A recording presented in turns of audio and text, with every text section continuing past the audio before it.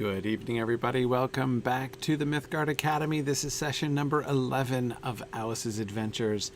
We've been a bit delayed here of late, but we are ready to return to Through the Looking Glass. When last we met, we were talking primarily about the Jabberwocky poem, but I seem to recall that I have forgotten to actually say the thing I wanted to say about the title of the Jabberwocky poem. That is, the poem is called, why is the poem called Jabberwocky? But the actual thing is called the Jabberwock. Why do those two things not match? And my answer to that is, well, obviously, right? The Jabberwocky is an adjective, clearly, right? I mean, this is like we've seen in so many of the words in that poem. You can tell their forms and therefore their functions by, the way that they're spelled, right? By the way that they're laid out. Jabberwocky is an adjective, right? Of or relating to Jabberwocks, obviously. And so the poem is not called Jabberwock. It's not named after the Jabberwock. The poem is about something Jabberwocky, right?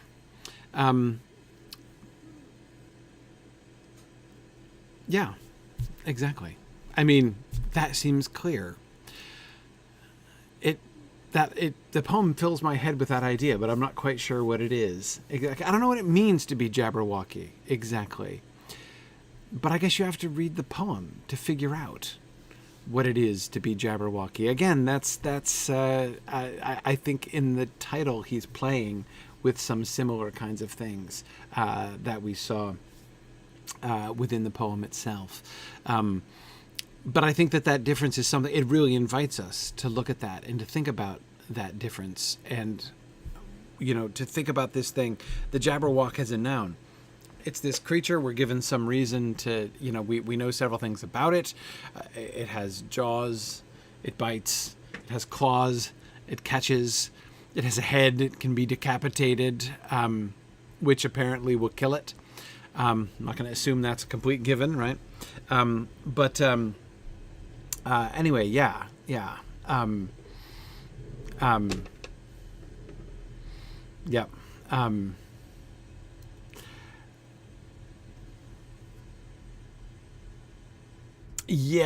Jackrabbit, I do think that his words about the sort of etymology of Jabberwock is definitely ex post facto. Definitely ex post facto. And here's the thing.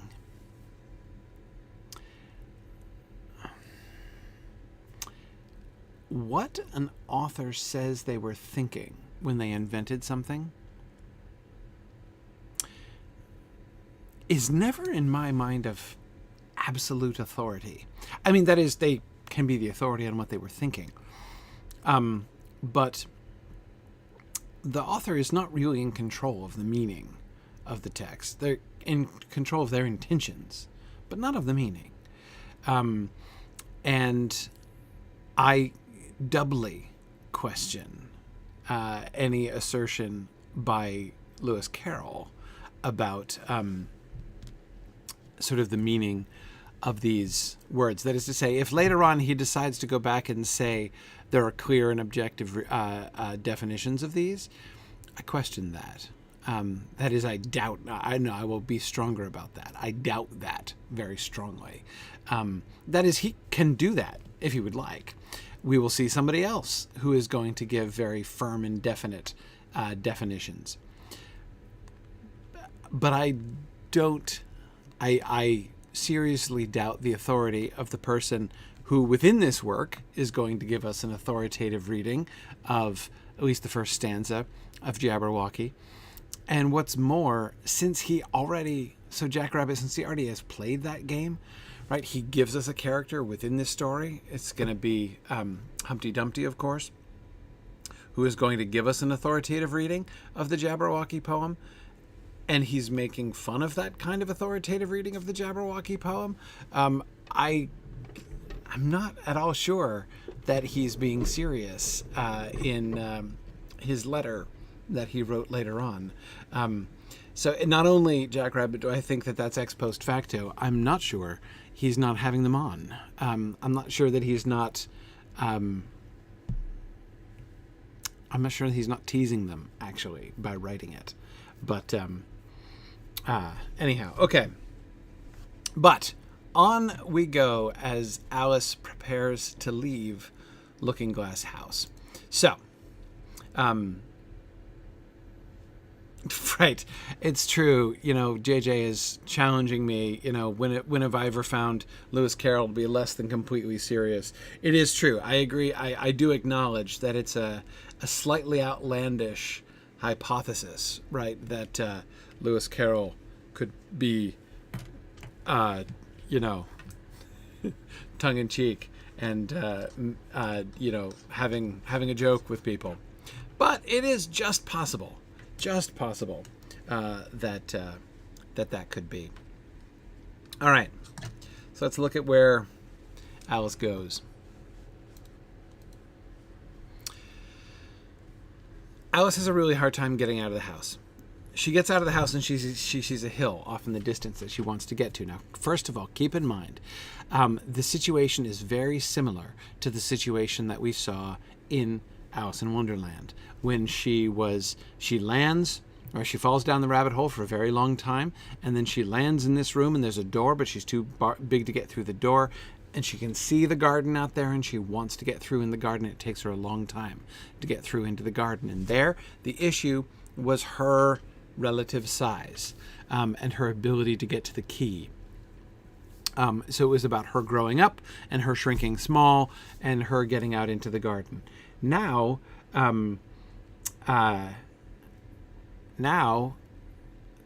it's different. It's similar. There's another garden that she's trying to get out to, and a hill that's in the middle of the garden, and she keeps not being able to. You're right, JJ. This is kind of like a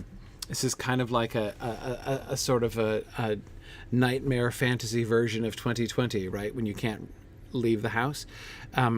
Yes. Every time she goes out, she finds herself coming back in. So here's her eventually getting frustrated. "It's no use talking about it," Alice said, looking up at the house and pretending it was arguing with her. "I'm not going in again yet. I know I should have to go through the looking glass again, back into the old room, and there'd be an end of all my adventures." So, resolutely turning her back upon the house, she set out once more down the path, determined to keep straight on till she got to the hill. For a few minutes all went on well, and she was just saying, "I really shall do it this time," when the path gave a sudden twist and shook itself, as she described it afterwards, and the next moment she found herself actually walking in at the door. "Oh, it's too bad," she cried. "I never saw such a house for getting in the way. Never."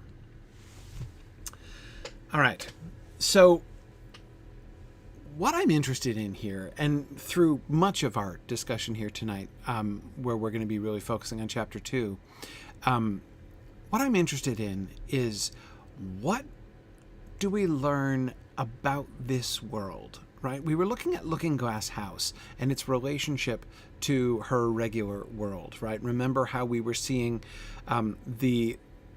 in her imagination had been populating the rest of the room that she couldn't see, including the other side of objects that she could see, like the face on the clock, which was an actual face. So we had this sort of fantasy version of her room, but of course we also talked about how she had not been how she had been ignoring the looking glass before. Now, when she goes outside, she has this other problem. Now, I've skipped one bit. The bit that I skipped is when she goes downstairs. And when she goes downstairs, she's just trailing her fingers along the banister, and her feet aren't touching the floor, right? She's sort of skimming along above the floor as she's headed down. So there's already something strange about how this works. And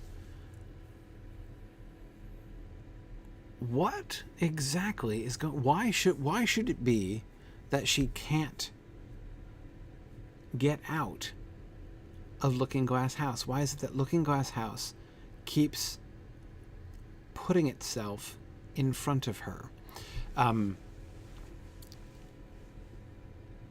There are several ways, and we'll be discovering a few of them today, ways in which we are sort of cues that we're given to help us understand this.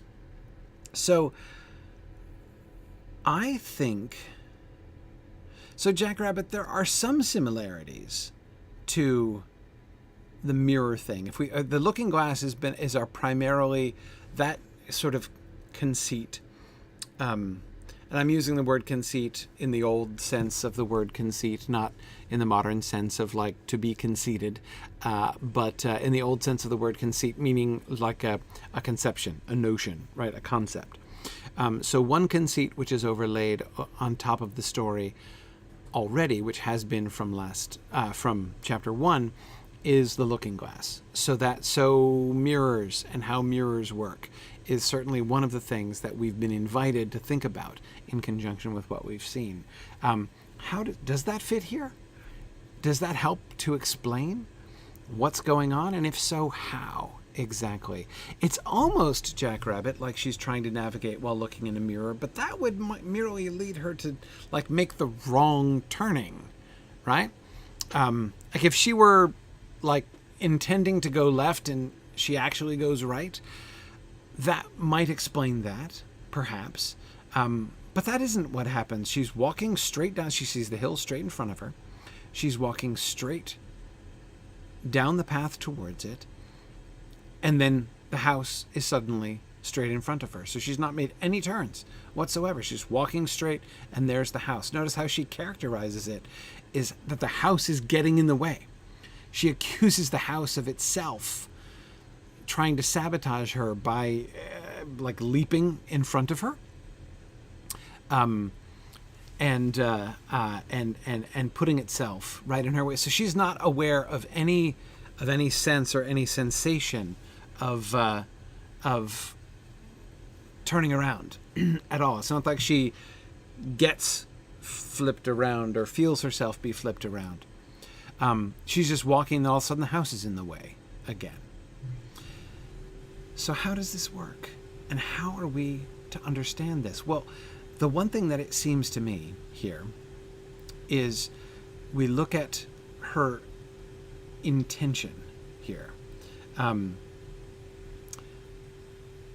She intends to go to the hill, right? And more explicitly, she is determined I am not going in again yet. Right? The one thing she is not going to do is go back into the house. And so she moves forward, and it seems for a little bit like she's going to attain her goal.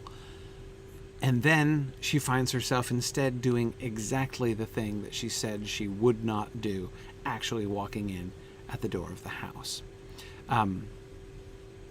It seems that her intentions are the thing that are reversed, or the link between, like the cause and effect link between her intentions and choices and actions, right? Like I intend to go to that hill.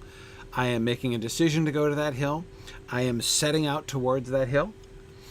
All of those things are lined up. It's just the result. The result does not follow. The opposite result follows. And here it's exactly the opposite result. She not only ends up going in exactly the opposite direction that she was walking, but she ends up achieving exactly the opposite to what she meant to achieve, which is to leave the house and not re-enter it. So if there's a mirror reversal, it seems to be, that's where if we're placing a mirror, that's where the mirror seems to be placed, between her choice and her intention and her actions and the results of those actions. Okay, and we, of course, will see that coming up again when she leaves the flowers to go to the queen. And we'll see her comment on it a little bit more then, but let's kind of keep that in mind here. Now she meets the flowers. "Oh, Tiger Lily," said Alice, addressing herself to one that was waving gracefully about in the wind, "I wish you could talk." "We can talk," said the Tiger Lily, "when there's anybody worth talking to." Alice was so astonished that she couldn't speak for a minute.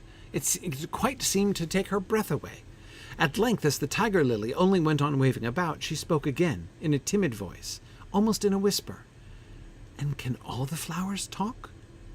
"As well as you can," said the tiger lily, "and a great deal louder."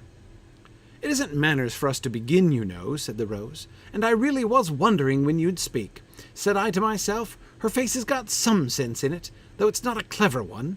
Still, you're the right color, and that goes a long way." Okay, so this is now our second kind of data point as we're trying to figure out how this world works. What's going on in this world? What even, in a sense, what even is this story about? We got lots of setup in chapter 1.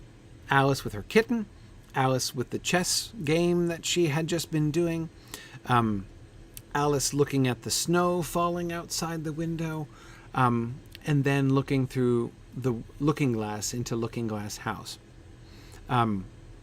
We saw the kitten and the chess pieces juxtaposed again inside Looking Glass House, as she was both treating and even speaking to the chess pieces like the kitten, and the chess pieces themselves were talking like kittens. Remember the references to Whiskers that we were looking at last time.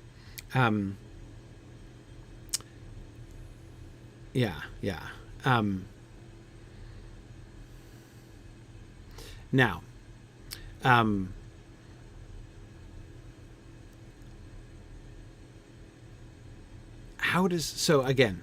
my question is, how does this world work? So Alice is addressing the flowers, right?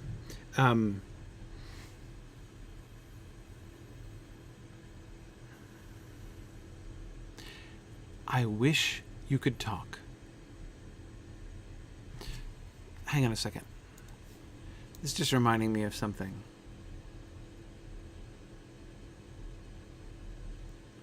There was another important thing that we didn't mention in regard to her relationship with the house.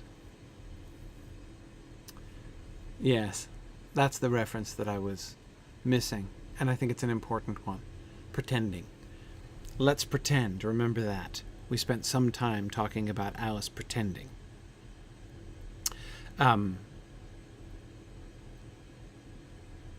Alice here pretends that the house is arguing with her. So she is personifying the house again. Just like she was personifying the kitten, right? Her speaking, "It's no use talking about it. I'm not going in again yet." This is very much like she was speaking to the kitten. So Alice's tendency to remember, she was impatient with her sister because her sister would only just pretend to be one other person, and Alice will pretend to be all of the other people if her sister will only pretend to be one. Alice loves to, well, I say personify things, and that's certainly true, but I don't think it's a sufficient explanation of what Alice does. She doesn't merely personify things. She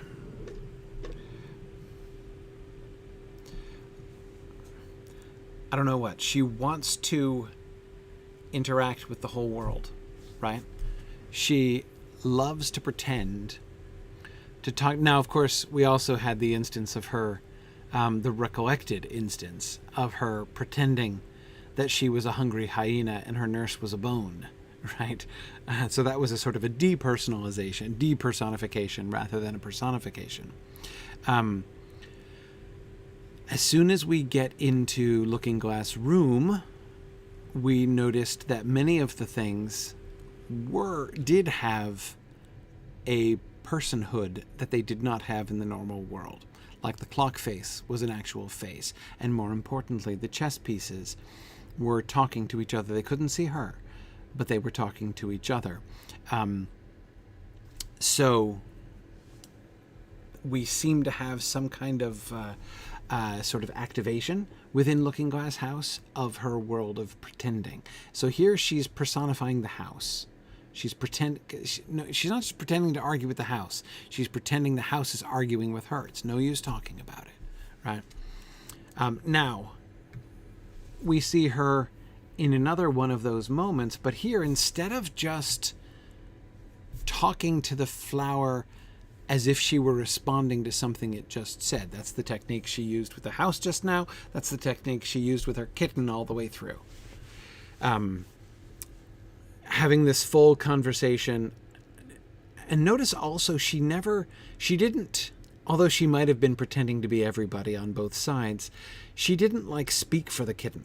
So when she was having a conversation, she wasn't like providing the kitten's dialogue.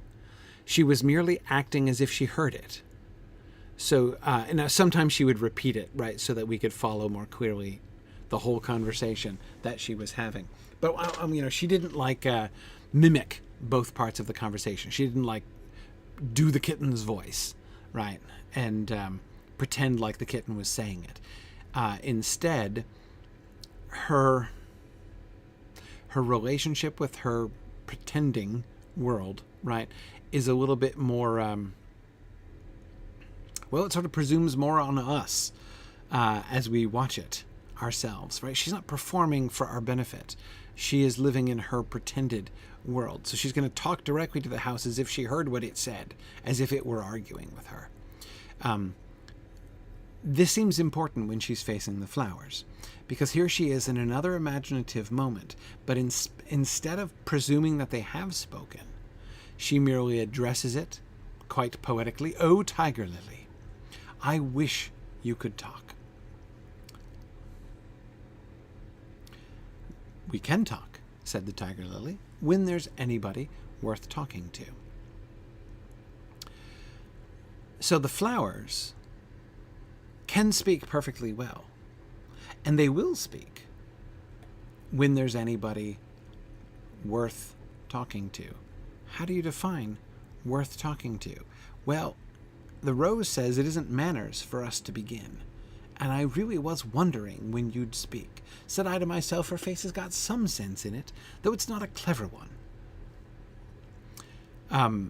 Okay.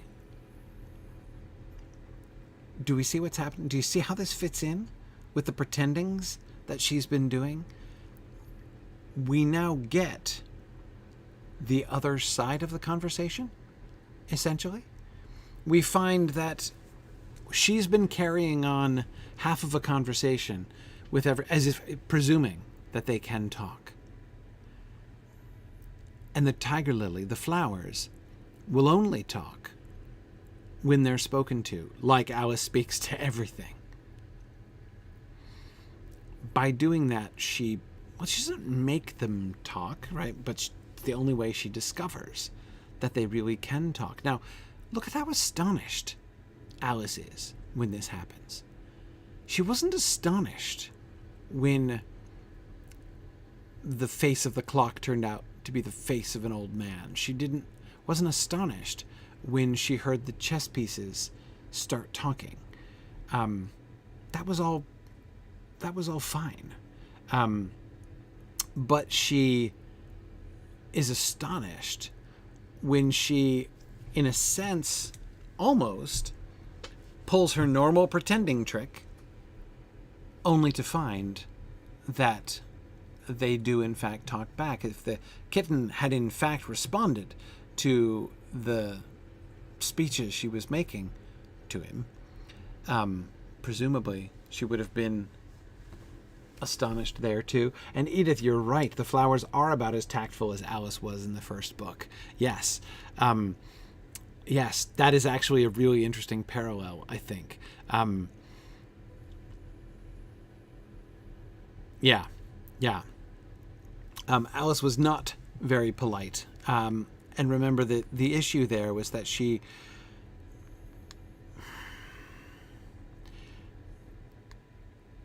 was not, how do we say it? I was going to say she wasn't sufficiently self-forgetful, by which I merely mean that she was thinking of herself like wanting to talk about her cat Dinah, despite the fact that she was talking to a mouse. She would forget about her own self and long enough to pay attention to who and what was talking to her, right? She was being oblivious about the perspectives and the feelings of others. And the flowers certainly are even more aggressive in that, aren't they? They speak to her as if they assume that she's a flower. I'm totally forgetting what was the... Okay, no, the next one is about seeing the queen. So I'd forgotten if I had included that slide or not. I was debating. Anyway, I said that there are... I said that she almost does her normal pretending thing, but it's not quite. In a sense, you would think that she should be less astonished here than in some of the other things that she saw before. Because she has just said, I wish you could talk, and her wish would appear to be immediately granted. And yet, she's so astonished that she couldn't speak for a minute. It takes her breath away. At length the tiger lily only went on waving about. As the tiger lily only went on waving about, she spoke again, in a timid voice, almost in a whisper. She can barely believe it, that this would happen. Now, I don't really know why this is so different for her than the chess pieces. Other than that, it seems to be a more direct sort of fulfilling of her wish, right?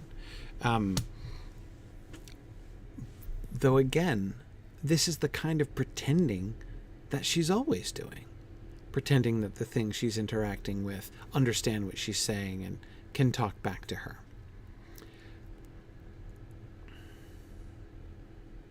Yeah.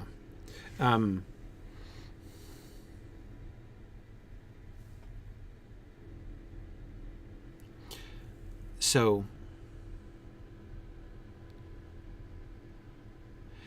and the tiger lily immediately starts making invidious comparisons, questioning how well she can talk, right? As well as you can, and a great deal louder. Tiger lily speaks with a great deal of confidence. The rose speaks of their manners.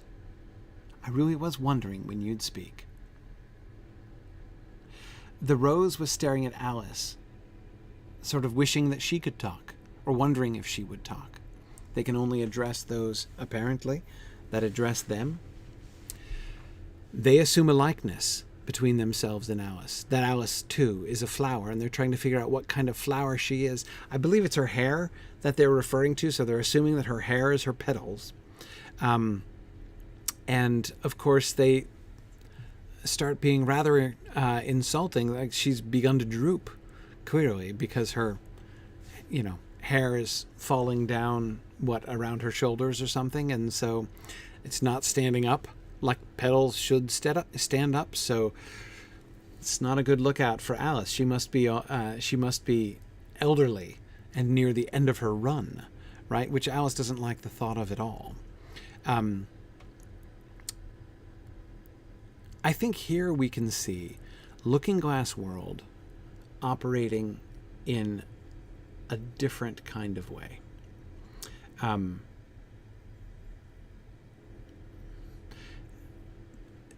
With the house, we were looking at Looking Glass as reversal. You intend to go one way and your intention is reflected back and you end up going in precisely the direction and to precisely the destination you did not intend. Here, I think we're beginning to see the kind of imaginative overlay. Remember, Alice didn't see herself in the mirror. She always pointedly ignored her own reflection in the mirror and did not fantasize about another girl who lived in Looking Glass House. Here, when she's in front of the flower beds, I think she's looking in a mirror in a different sense, or there's almost like a two-way mirror in between the two of them. The flowers looking at her see a reflection of themselves. And in the flowers, she finds her own wishes reflected back on her. She wishes that she could talk to the flowers, because wouldn't it be fascinating to talk to flowers and see what they're like, to see what they think about? Only to find the flowers have been thinking the same thing about her. And she's the one who seems to be struggling to talk while they are confident. And she doesn't actually get to know the different flowers too well. And yes, Mighty Felix, I do think that it is related to the advice given. This scene is related to the don't speak unless you're spoken to advice, very often given to 19th century children. Yes. But notice there's also, she's a child speaking to the flowers. The flowers looking at her, to her she looks old, even withered, right? Drooping. Is this a distorted mirror, or is she just in the flowers looking back at herself from this different perspective, one that she doesn't like? But yeah, so I think the flower sequence gives me the sense that the reflections and the interactions with the reflections that we get in Looking Glass World are more about merely reversals. Is she the first human they've ever seen? Well, Edith, it's not obvious, but it's possible. We don't know. There don't seem to be any other little girls like Alice in Looking Glass World. Again, this is where C.S. Lewis talks about Alice as an example of one of the things that he's talking about, I believe, in On Stories, his essay on stories, where Alice is a very normal little girl and the whole world around her is crazy. Like, the whole world around her is strange and weird and different. There are no other normal little girls, which makes Alice in this world very strange, right? It not only gives the point that, of course, that Lewis was making in that essay, is that it makes Alice a sort of a safe and simple frame of reference for us. We, as viewers, as readers, can connect with Alice, and she is kind of our frame of reference of normality, and therefore has the same reactions that we would have if we were there. However, yeah, but to look at the same thing from the other direction, the whole rest of the world is strange, right? So is she the first normal little girl that they've seen? Very possibly. Very possibly. When the rose says that her face has got some sense in it, though it's not a clever one, I assume she's judging it. I assume she's judging it by, she's judging Alice's face, that is, by the faces of other flowers. Because all of the flowers assume that she's a flower of some kind or other, right? Yeah, so what does it mean when it says you're the right color and that goes a long way?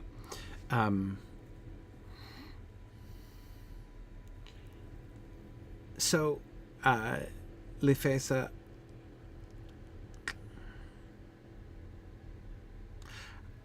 I think it might mean that her face is red, like that she's blushing or surprised. I guess she flushed in her wonder and excitement. I don't know, but I think that her face is red, because I do assume that the rose is probably red. Yeah. I don't know. If hair equals petals, then, the face would be the face of the flower. Could it mean that Alice is a redhead and not a blonde? It's possible. You'd think if she were a redhead, which in the case of most redheads means orange head, in fact, you'd think the tiger lily would perhaps have related to her more closely than the rose. Hard to think that she has rose red hair in any case. Yeah.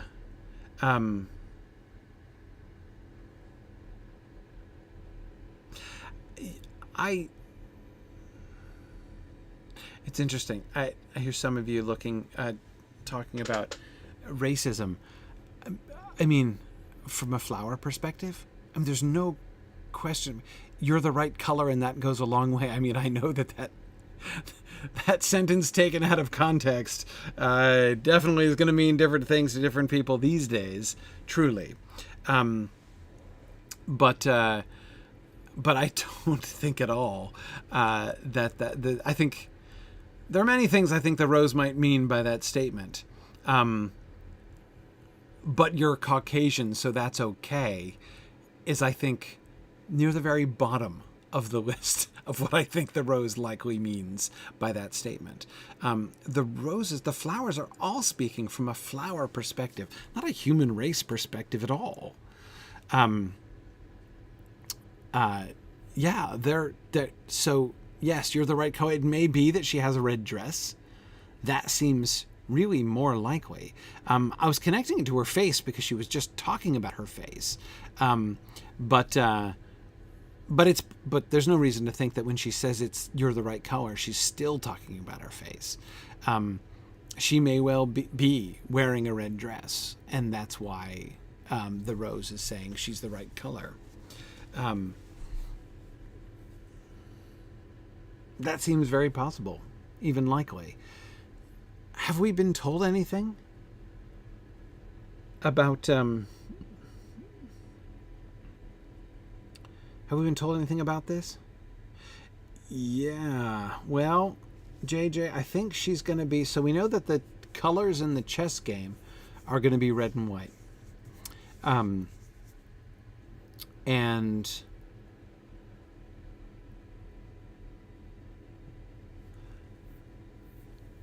Yeah.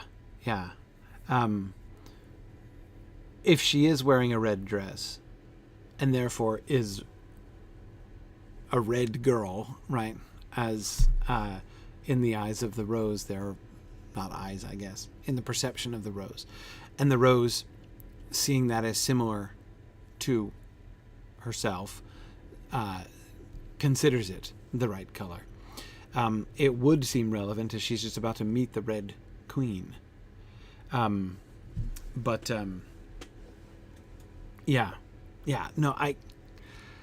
think it is to me 100% inconceivable, Edith, that the rose would be referring to her skin color and thinking about human races.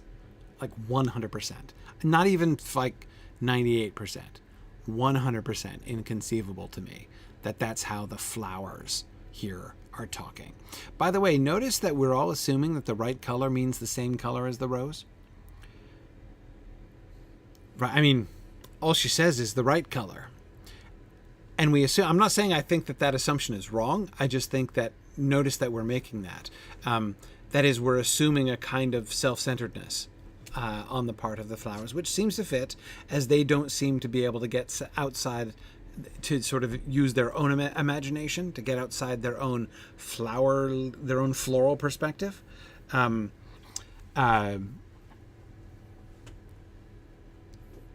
Yeah.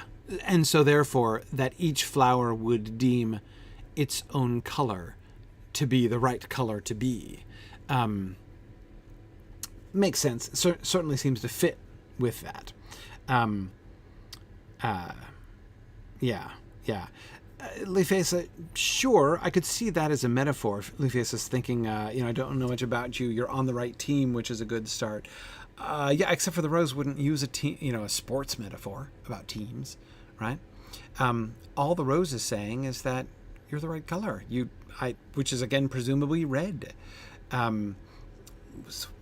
Either, which again I think can only be the color of her clothes, or unless she's like blushing or something like that. Oh, I see. The chess team, right? The chess side. I see what you mean. Yeah.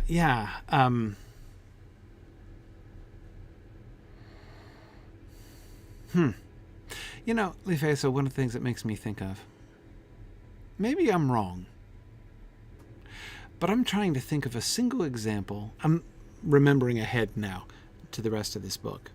I'm trying to think of a single example where they seem to be competing with each other. And I don't recall one. You'd think that would be a thing. As, of course, if you're within the frame of the chessboard, chess is not only two different teams competing against one another, it's competing against one another violently, potentially, right? There's fights and taking things captive and all that sort of thing, right?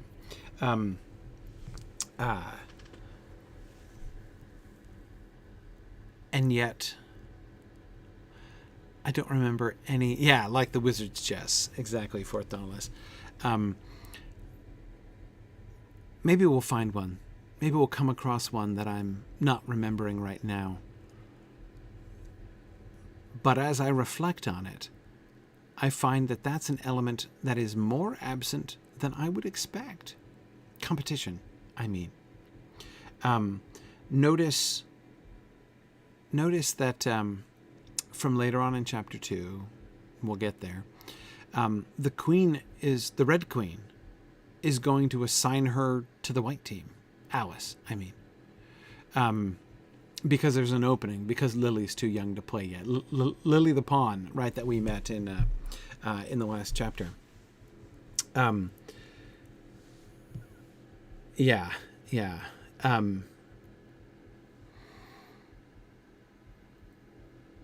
So there doesn't seem to be animosity. There doesn't seem to be competition. There certainly doesn't seem to be animosity.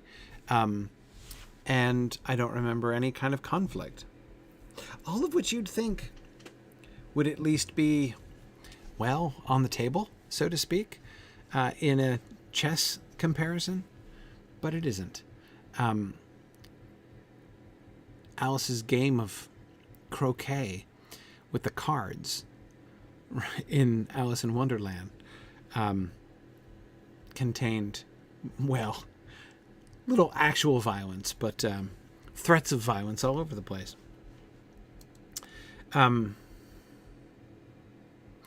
Rowan, it is possible that it's a white rose and that Alice is wearing a white dress. She's going to be a white pawn, after all. So that would seem to fit. But yeah, I don't know. Anyway, taking a step back here again. Here, when Alice sort of looks, not directly into the mirror, but when she looks into the flower bed here, she finds a group of people who were all objectifying her. And they're sort of speaking and bringing her into their world. Again, the frame of reference of all of the flowers is a flower frame of reference. And they don't even for a moment entertain the idea that Alice is not a flower, is not in their world. And they speak to her as if she understands and agrees with all this, very much like she was speaking to her kitten before, as if her kitten fully understood things from her perspective, right? And not as a kitten might understand things.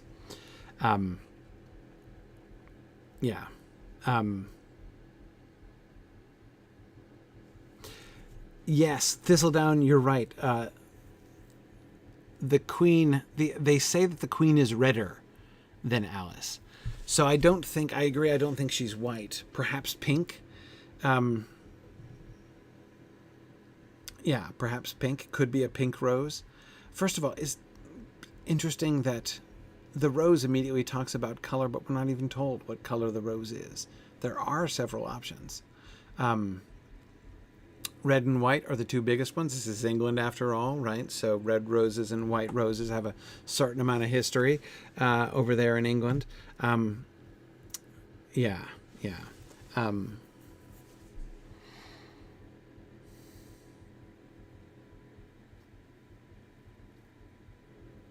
Oh, that's interesting. Thistledown was saying, I thought the right color referred to all possible colors a flower or non-flower might appear from a rose's view as the view of the gardeners and the passers-by. Oh, right. So, like a living thing color, perhaps. Maybe,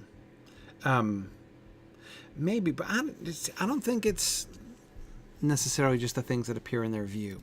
Well, let's look at the transition to the Red Queen, because I want to make sure we get to the Red Queen's conversation. Alice looked around eagerly and found that it was the Red Queen. She's grown a good deal, was her first remark. She had indeed. When Alice first found her in the ashes, she had been only 3 inches high, and here she was, half a head taller than Alice herself. It's the fresh air that does it, said the rose. Wonderfully fine air it is out here. I think I'll go and meet her, said Alice, for, though the flowers were interesting enough, she felt that it would be far grander to have a talk with a real queen. You can't possibly do that, said the rose.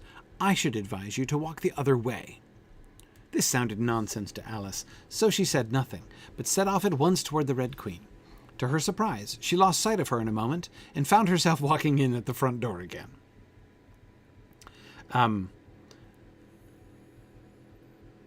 Okay. Once again, we get the direction mirroring. And here it's even more clear that it's not just about direction, it's about intention. She was setting out to meet the queen, and instead of getting to the queen, she ends up walking in the front door of the house again. I don't know that the bed of the flowers is necessarily still directly, that like she's still going in direct lines away from the door of the house. She might be. But yeah, that didn't, what is clear is about her intentions. She thinks it's nonsense to walk the other way from the direction that she was meaning to walk. But this is apparently how you have to navigate in Looking Glass House. Before I go on to the navigation,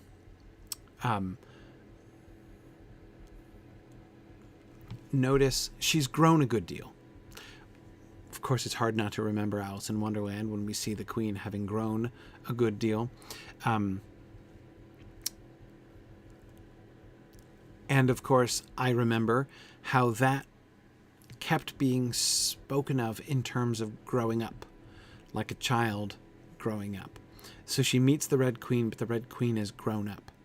But notice how the rose immediately seizes upon that notion and thinks that she's growing up as a flower grows up. It's the fresh air that does it. Wonderfully fine air it is out here. It's the fresh air that makes them grow. Just like the flowers grow. Alice, though she's enjoying talking to the flowers, thinks it would be far grander to have a talk with a real queen. The word real is the thing that I'm also really interested in here. Is that a pretending word from Alice? On the one hand, there's no illusion here. She knows that this Red Queen is the chess piece that she found in the ashes. When she found her, not the piece that looked like her in the ashes. She'd only been 3 inches high. And now here she is, half a head taller than Alice herself.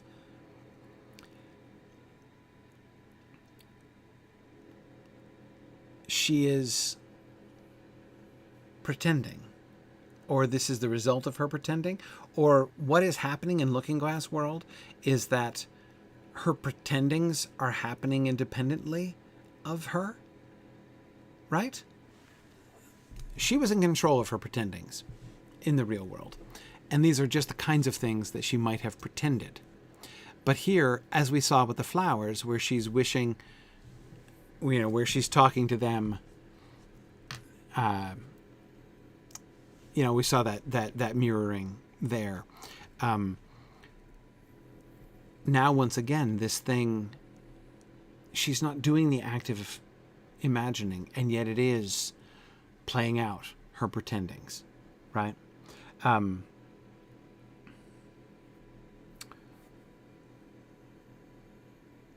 Yeah. Mo Dillon, you're right about the limitation of chess piece moves. I don't think we're quite there yet. Like, that doesn't explain the forwards and backwards thing. But you're right. We should be remembering about the limitations of chess piece moves, especially later on. So one of the things I think that we're seeing in Looking Glass World is that it is populated by things like Alice pretends, like she imagines. But here they are real, or it's as if they're real. She's now going to go and talk with a real queen, or at least she would if she could get to her. A little provoked, she drew back, and after looking everywhere for the queen, whom she spied out at last a long way off, she thought she would try the plan this time of walking in the opposite direction. It succeeded beautifully. She had not been walking a minute before she found herself face to face with the Red Queen, and full in sight of the hill she had been so long aiming at. "Where did you come from?" said the Red Queen, "and where are you going? Look up, speak nicely, and don't twiddle your fingers all the time." Alice attended to all these directions, and explained, as well as she could, that she had lost her way. "I don't know what you mean about your way," said the Queen. "All the ways about here belong to me. But why did you come out here at all?" She added in a kinder tone, "Curtsy while you're thinking what to say. It saves time." Okay, so it succeeds beautifully. Going in the opposite direction of the direction that she intends to go brings her to the place that she wants to be.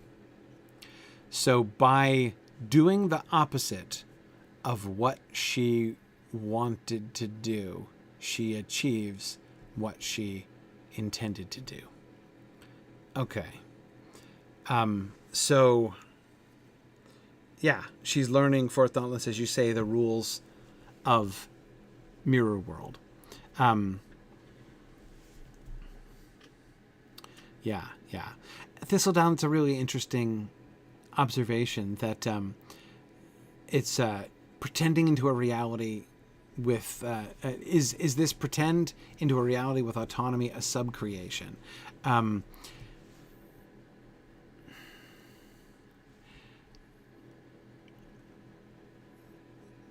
Yes, but who's the subcreator? That's the question. Is Alice the subcreator?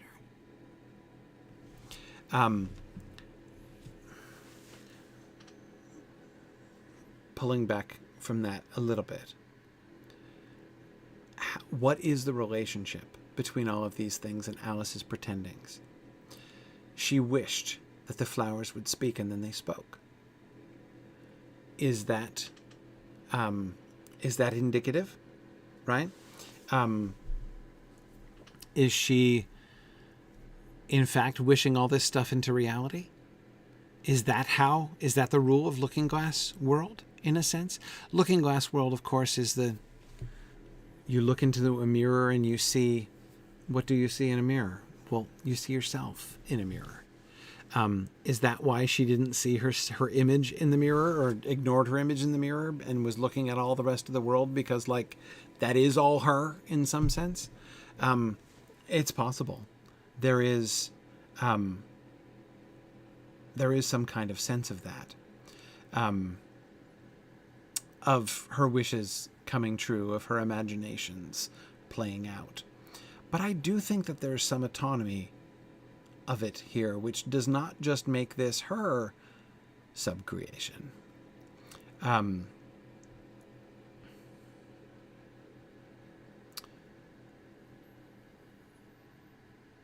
As soon as she gets there, the Red Queen starts asking her questions. Where do you come from, and where are you going? And then the Red Queen keeps giving her all these instructions. Look up, speak nicely, and don't twiddle your fingers all the time. This would seem to be, now the Queen is acting like a mother, or a nursemaid telling her what to do, how to comport herself, how to hold her head, how to speak, what to do or not do with her hands, right? Curtsy while you're thinking what to say. It saves time. So combination of advice and instructions. Look up, speak nicely, and don't twiddle your fingers all the time. Sounds like good advice. Her advice will get a little bit odder as we move forward. But that combined with the quick questions makes her sound like an authority figure. Where do you come from, and where are you going? Alice has to give an accounting of herself to this authority figure. She is a queen, after all, right? She is in charge. I would think if she's reflecting a real world figure, and I don't mean we need to get all Wizard of Oz about this, right? And figure out exactly, who each of the Oz characters correspond to in Dorothy's real world life. It's not exactly like that, but I said mother. I think nurse is really probably more likely. She has to give an accounting to the queen. But of course the questions are a little bit conspicuous. Where do you come from and where are you going? Well, as far as what her ultimate origin is and what her ultimate destination is, she could answer the ultimate origin, perhaps not the ultimate destination question yet, but it's kind of conspicuous that she's being asked about going and coming when she's only just figured out the going and coming, right? I mean, I was trying to come here. I was trying to go here from over there, but I kept going where I came from, right? Alice has just now learned how to differentiate, right? How to separate where she's coming from and where she's going to. Those were the same thing just a minute ago. And now we have two questions about those things, fortunately, because Alice can finally get those. That's the premise in the movie. Is it Thistledown? I don't know the movie well. I haven't seen Disney's Alice in Wonderland in a long time. I haven't seen the live-action Alice in Wonderland ever, actually.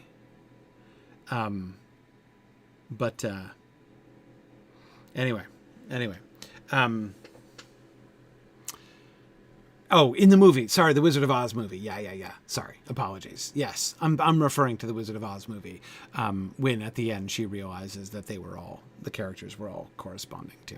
Yeah, sorry. That's what I was referring to. Apologies. Yes. Sorry. Sometimes we get tripped up by there's a delay. There's like a few seconds of delay between when I actually say something and when you hear it and then type it. And then it takes you more seconds to type things. So sometimes when I see your comments, I think you're commenting on something different than you are commenting on. Sometimes that gap gets confusing. Yeah, sorry. Yes, exactly. No, I don't. Not meaning to create confusions between the Oz movie and the Oz books. I was referring just to the movie.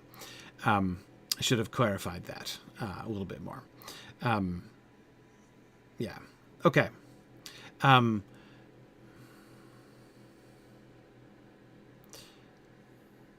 All right.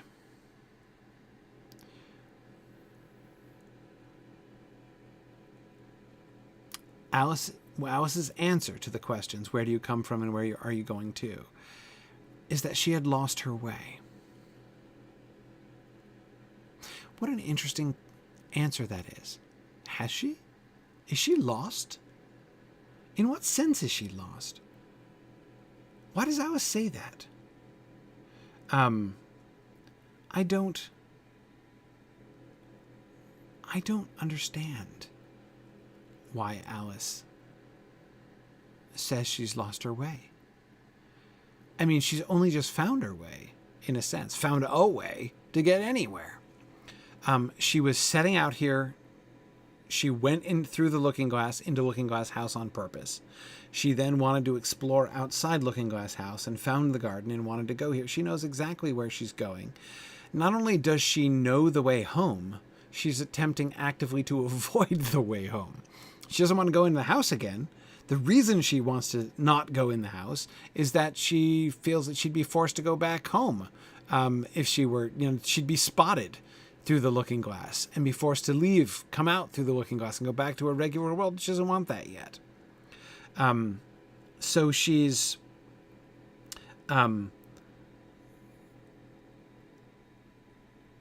she doesn't know where she's going. I mean, she doesn't know,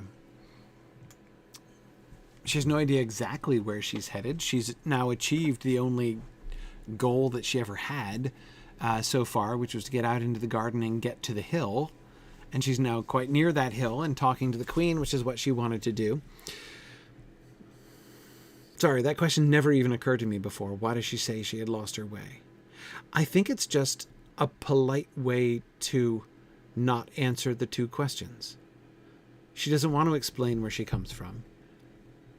She doesn't know where she's going. And so rather than saying, it's complicated and I don't know, she just says, I've lost my way. I don't know what you mean by your way. All the ways about here belong to me. I've always loved that line. Now, this is a game that we've played before in Adventures in Wonderland. And they play it much better, I think, in Looking Glass World than they did in Wonderland. And that game, of course, is taking what she says at face value, not playing along with idioms, right? Not playing along with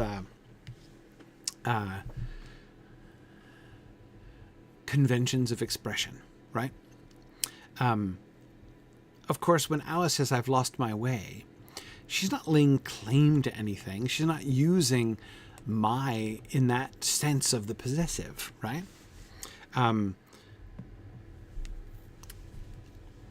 But that's how the queen takes it. All the ways here belong to me. Why did you come out here at all? Now, Alice actually doesn't ever answer that question. There are a number of questions that the queen asks that Alice doesn't end up answering. Modil and I do agree. It is like an excuse, saying that you're lost. She's speaking to an adult. She doesn't want to explain herself to the adult. And so, yeah, it makes a kind of sense. The queen here, with her pouncing on her words, I don't know what you mean by your way, tips us off to another way in which, and again, it works better within the sort of conceit of Looking Glass World. There are several times when a mirror will be held up to Alice's speech in this way, right? Look more carefully at what you just said. You just laid claim to the roads by saying that you had lost your way, right? Look carefully and see how those things can be misunderstood. But that's not the direction the queen continues. I love this conversation. She doesn't continue just in seizing on Alice's words like that. Finally, she answers, I only wanted to see what the garden was like, Your Majesty. That's right, said the queen, patting her on the head, which Alice didn't like at all. Though when you say garden, I've seen gardens compared with which this would be a wilderness. Alice didn't dare to argue the point, but went on. And I thought I'd try to find my way to the top of that hill. When you say hill, the queen interrupted, I could show you hills in comparison with which you'd call that a valley. No, I shouldn't, said Alice, surprised into contradicting her at last. A hill can't be a valley, you know. That would be nonsense. The Red Queen shook her head. You may call it nonsense if you like, she said, but I've heard nonsense compared with which that would be as sensible as a dictionary. Man, I remember once I assigned my freshman English students to write a paper on this passage. That was so mean in retrospect. Yeah, she does immediately go back to my way. Yeah. Absolutely. Okay. What's the pattern? The queen does this 3 times. The comparisons. Right? The garden to a wilderness, the hill to a valley, and nonsense and sense, or sensibility. Nonsense and a dictionary, technically, right? Dictionary taken to be the icon or paragon of sensibleness, right? Yeah. Yeah, Thistledown says this still makes me laugh after over half a century. Absolutely. Absolutely.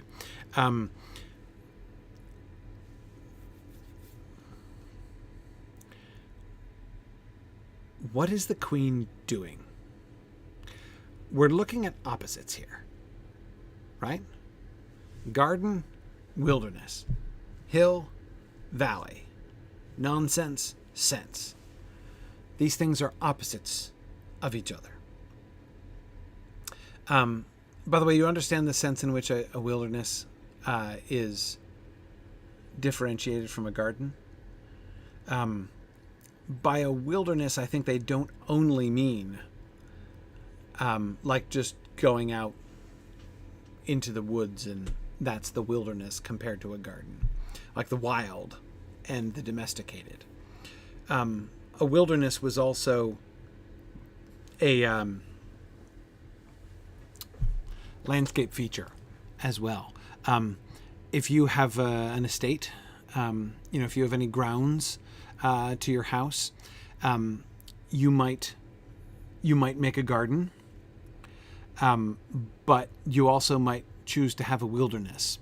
You may remember, Jane Austen fans, Lady Catherine de Bourgh observes that there is a pretty little sort of wilderness out there that she proposes to go and take a turn in with Elizabeth when they're having their awesome conversation near the end of Pride and Prejudice. This was fashionable in the early 19th century to have, it was part of the sort of Gothic thing.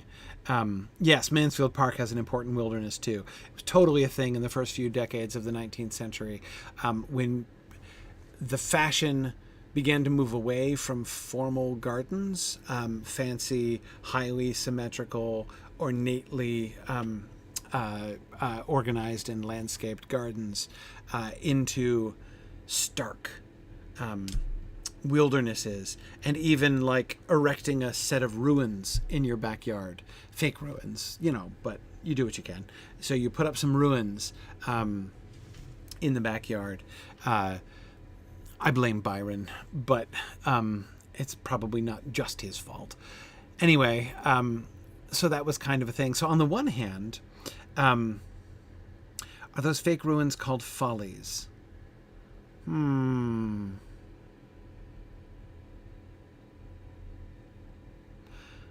not sure that's... Maybe. Okay, yeah, I think so. Yeah. Yeah, I think perhaps they are. That would make sense in any case. As, of course, part of the idea of it, right? It's about a sort of poetical celebration of the folly, the folly of human ambition. Like Shelley's poem Ozymandias. Again, it's very romantic. The whole thing is very romantic. I always remember when I was living in Delaware and I was commuting to work in Maryland every day. I drove through, I don't know, about 25 miles of cornfields all the way across, and there was this one old manor house, which was clearly a manor house. It wasn't enormous, like truly enormous mansion, but it was a fairly substantial manor house surrounded by by fields. Still currently working cornfields, but the house was abandoned. And it was overgrown with ivy, and the windows were all knocked out and just like black holes leading into nothingness, and the part of the roof was crumbling in. And I lived there for 9 years, drove past that crumbling house for 9 years, and I fancied it got a little bit more crumbled and overgrown. And I used to think that that was very romantic in this sense of romantic.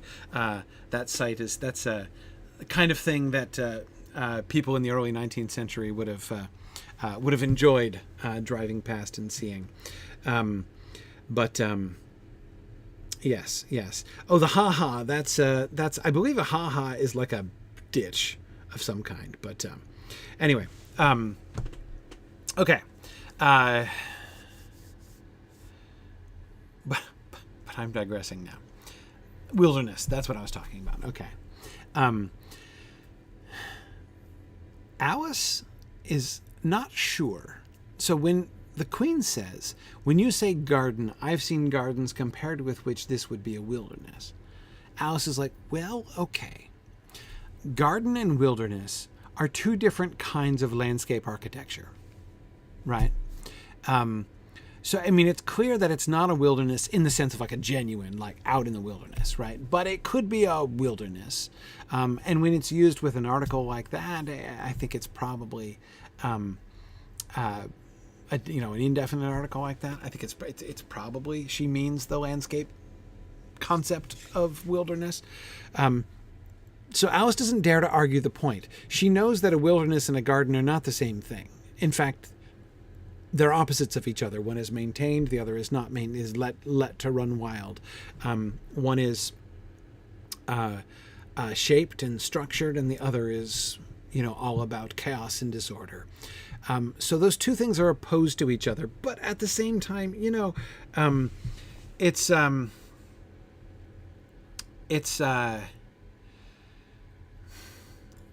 maybe she means that I've seen gardens so much more ornate, so much more thoroughly, meticulously maintained, so much more elaborately structured than this one, that compared with those, this is practically a wilderness. Okay. Alice is kind of willing to stretch a point, right? She doesn't linger on it too long. Because you can see wilderness and garden as 2 points in a spectrum, right, of, at the end of the day, artificial. I mean, even a wilderness is artificial, in a sense. Features of landscape architecture. So, okay, she'll let that one go. And then Alice mentions the hill, and the Queen says, I could show you hills in comparison with which you'd call that a valley. Now, the difference between garden and wilderness, the comparison, what is the point of, what is the measure of comparison here?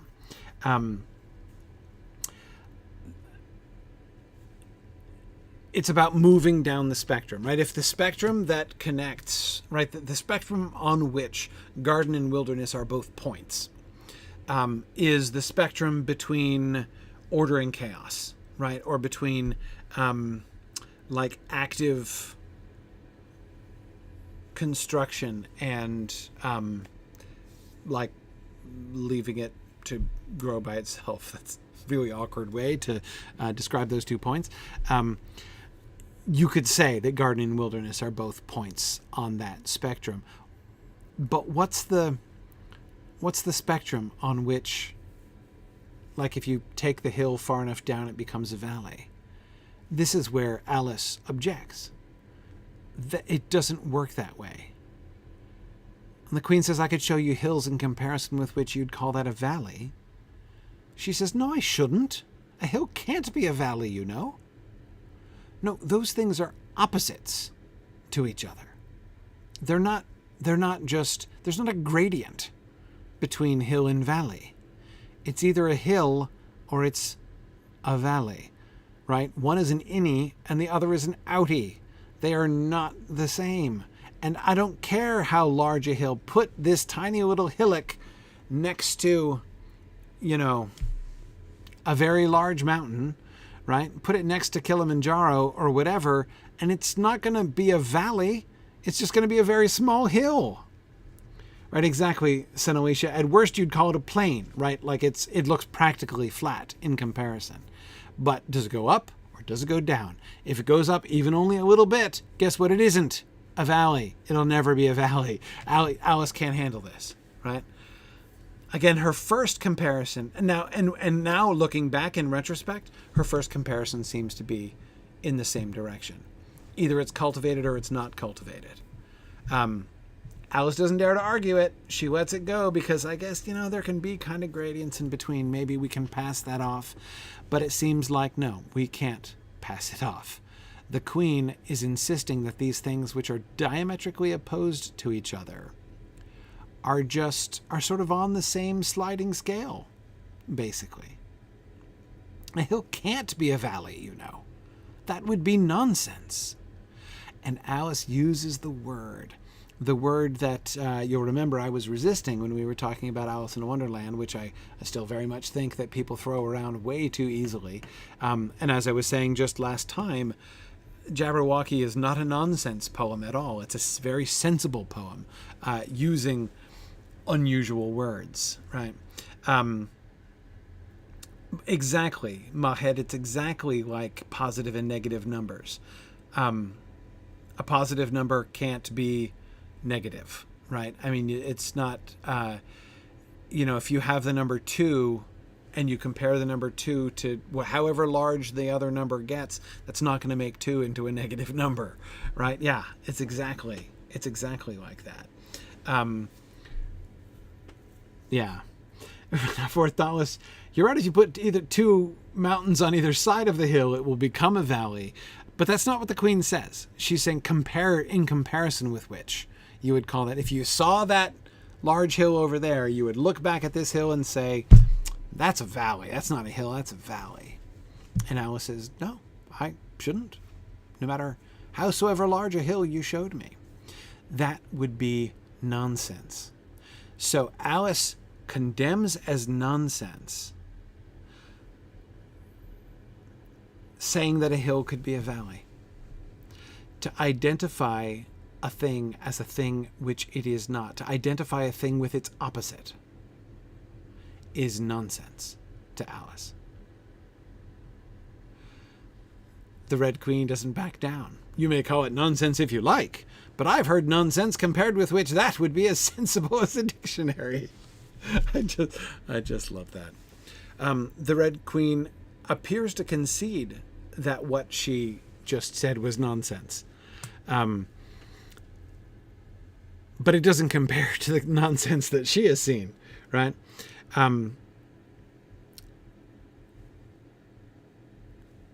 It's very conspicuous that the standard for sensibleness, right? For sense, well, not sensibility. Sorry, I'm back in Jane Austen again. For sense. The standard for sensibility, of course, is quite different, as Jane Austen teaches us. The standard for sense is dictionary, right? Why? Do you see how that fits? Do you see how that fits with Alice's thinking? What does a dictionary do? A dictionary tells you what words mean. This word means that, right? It doesn't mean other things. Yeah.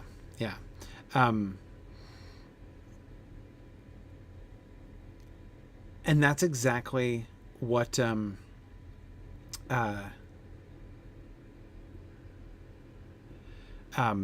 that's exactly what the basis on which Alice is operating. A hill can't be a valley, right?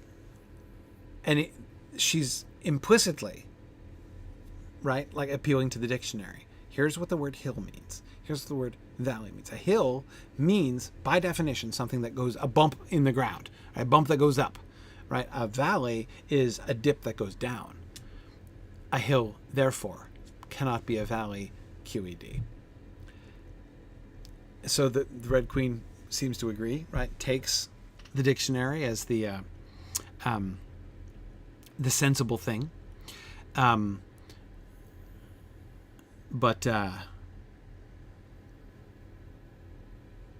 yeah.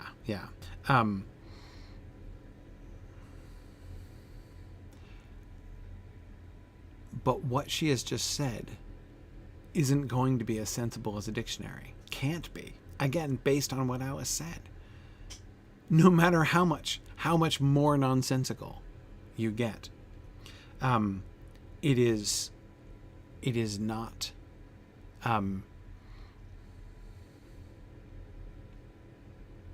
Yeah. That can't happen, and Alice is not okay with it. The Queen does it 3 times. The third time is this meta version of what she herself just said. So, what is this about? Why is she doing this, right? What's going on here with the Red Queen? What's sort of the pattern of the Red Queen? Well, so first of all, what is the Queen saying? Like, what's she doing? She is boasting about her own experience. Alice is answering her question. I only wanted to see what the garden was like, Your Majesty. And the Queen keeps interrupting, keeps bringing the conversation back to herself. Though when you say garden, I've seen gardens compared with which this would be a wilderness, right? You call this a garden, but... So it's slighting to Alice's experience. The Queen is boosting up her own experience in comparison, right? She keeps putting Alice down, essentially. When you say hill, I could show you hills. I've heard nonsense, compared with which.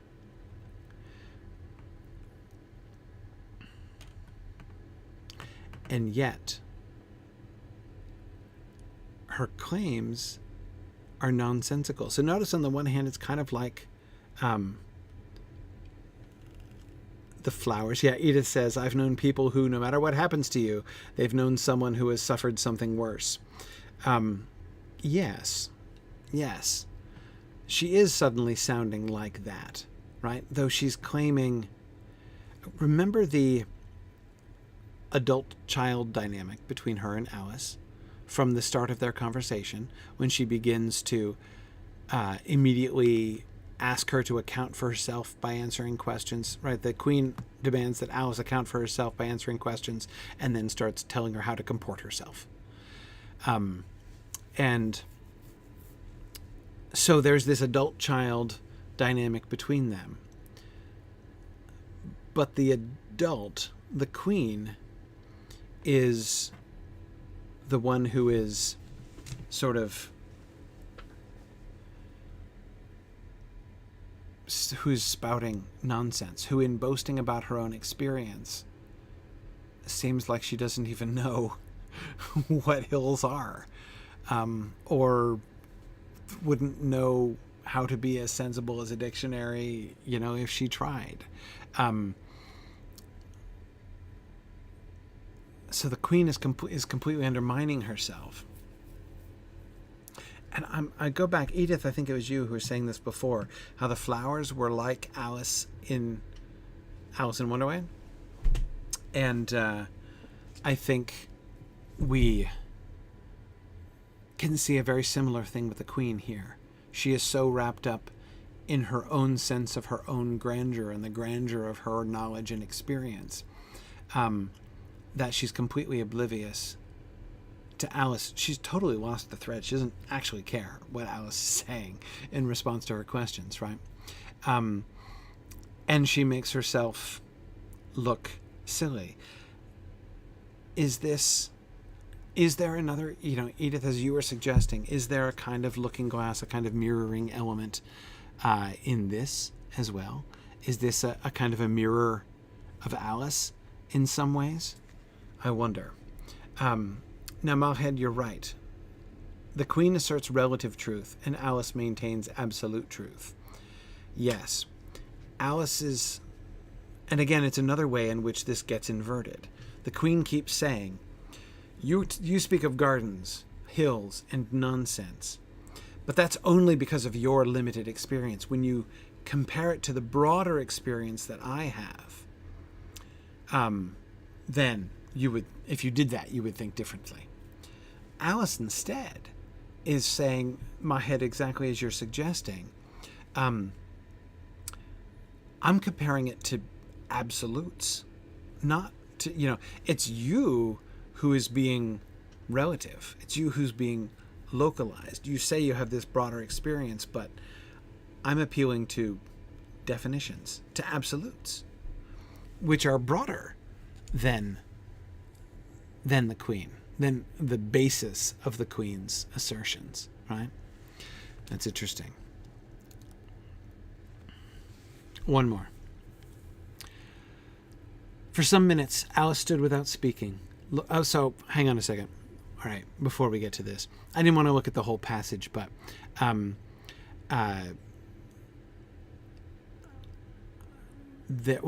it's right after this. Never mind, it's after this, so we'll get to it after this. For some minutes, Alice stood without speaking, looking out in all directions over the country, and a most curious country it was.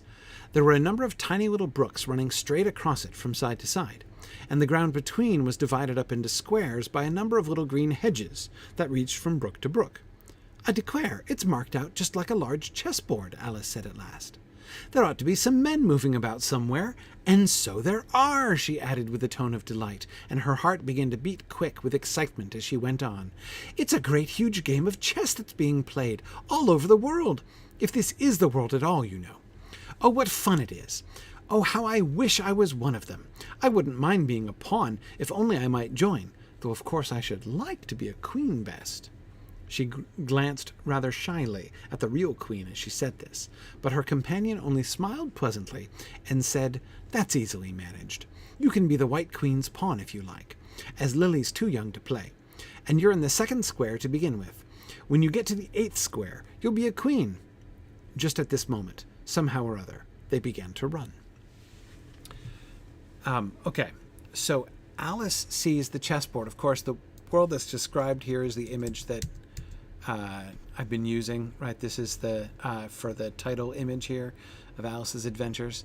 This is her looking out from the hilltop out on the landscape with the hedges in one direction and the brooks in the other direction. Notice, by the way, the effect of this, that the hedges are vertical and the brooks are horizontal. The brooks are easy to get over.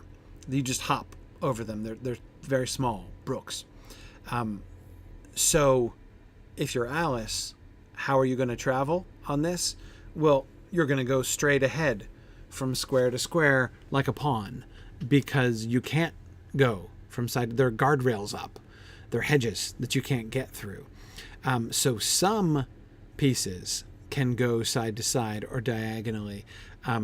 Some pieces can get over the hedges, but the pawns cannot. So Alice is in a row, is living in a row like a pawn. And we can see how he has geographically set that up. But back to...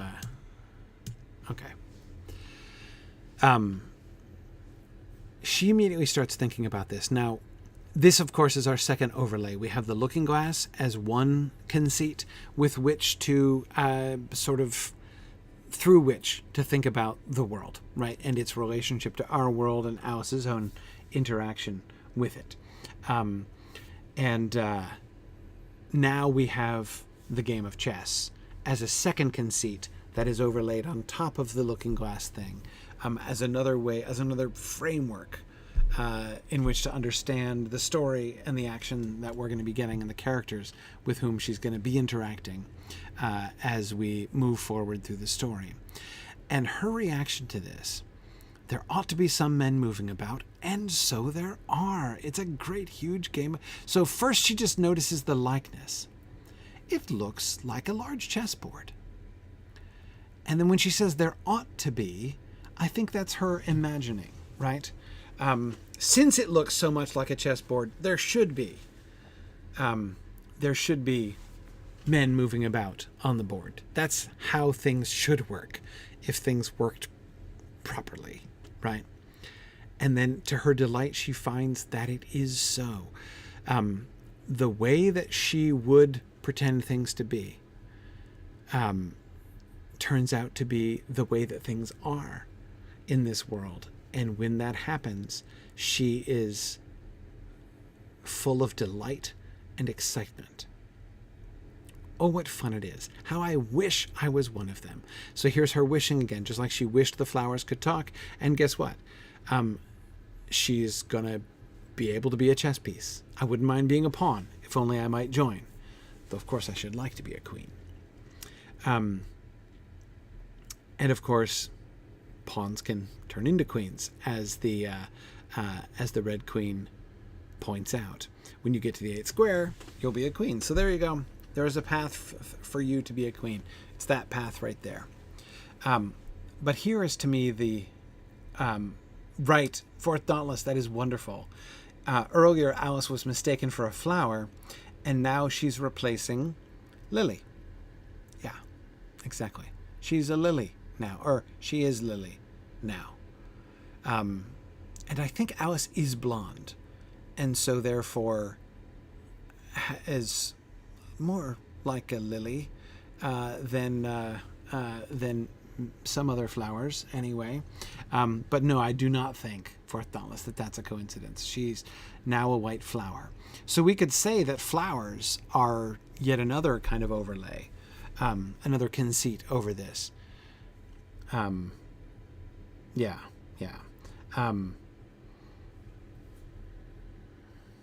But look at her comment in the middle.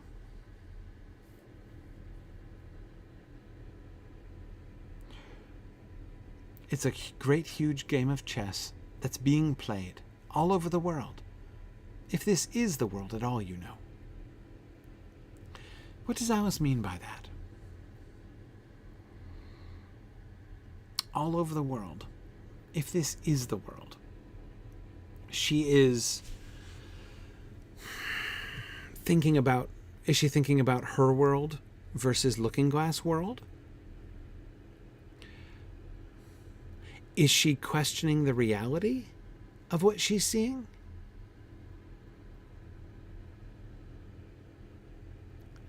So when she starts off, it's a huge game of chess that's being played all over the world. She means, as far as I can see, right? Not like, so the world surely doesn't mean like the globe, right?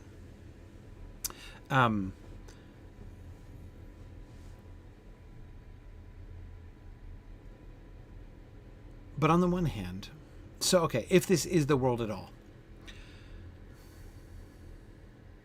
it seems the question she's now inviting is, well, where is Looking Glass room and Looking Glass house and the garden and hill and enormous chessboard outside of Looking Glass house?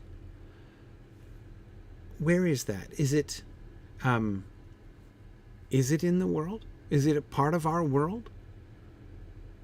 Is it a different world? Is it a world at all? I do think, fourth dauntless, that we're beginning to see here a question. Is this a dream world? Is she just pretending? Right? I mean, is this real life? Or is it just fantasy? I think that's one of the questions that she's asking herself here. Yeah. Jackrabbit, that's a fascinating parallel. Thinking about Jesus being taken to the top of a high mountain and being shown all the kingdoms of the world. It's a huge, great game of chess that's being played all over the world. Yeah, it's a fascinating comparison. I don't deny that Alice looking down from a high place, even though it's so much less high than the hills that the Red Queen has seen, and saying they're playing this game over the whole world, is a little bit reminiscent of that.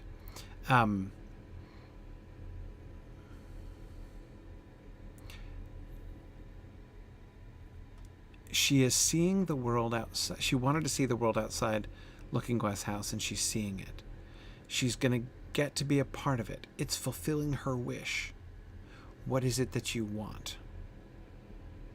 What do you want to be? This is where, yeah, again, Jack Rabbit, I'm thinking about your comparison.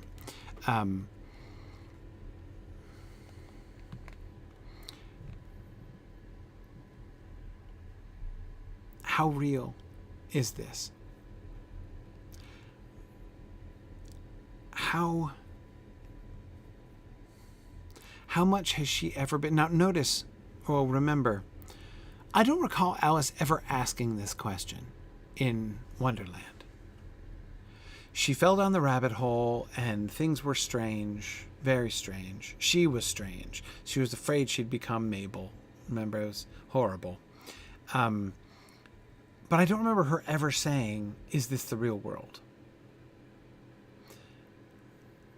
She was accepting that. I was just quoting a famous poem and talking about, is this just fantasy? But I think that's actually quite relevant.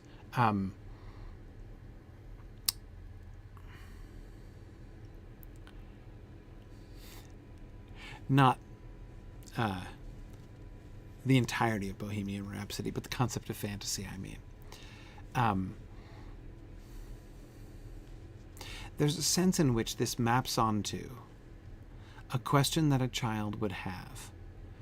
I remember Tolkien talking about this on Fairy Stories, when they're asking if there are really dragons.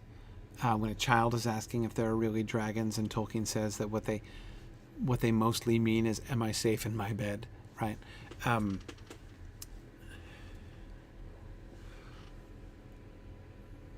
Understanding what is real, what is not real. Is this really happening? Could this really happening? This wishing, this pretending that she's doing. Is she just pretending? Is somebody else pretending? What's happening here? Again, these are questions that the story is going to be increasingly inviting as we go through. But what is its relationship with the world?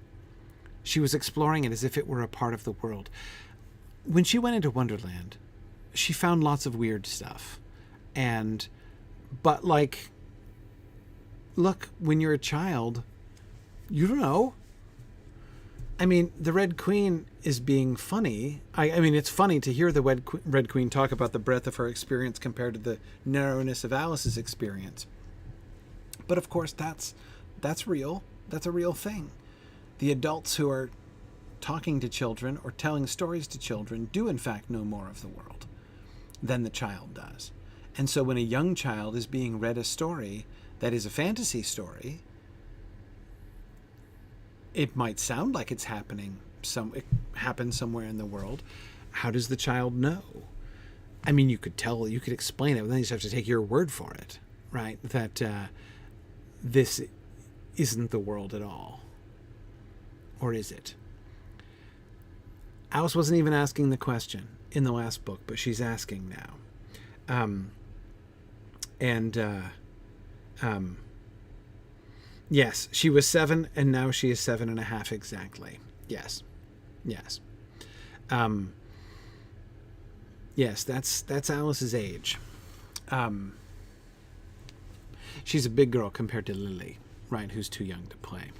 Lily's just a baby. So we don't get an answer to this question here, but it's important to recall this question as we move forward. Is this the world at all? You know. Or what fun it is, right? She's not worried about it. The thing I was going to bring up, and I'll just bring it up since I already mentioned it, and then I'll let you go. Right after they begin to run, Alice is given, she's hot and thirsty and completely out of breath, and she's given a biscuit to restore herself, like a cracker, right? So she's given a very dry cracker, and is asked afterwards if her thirst is quenched. So this whole...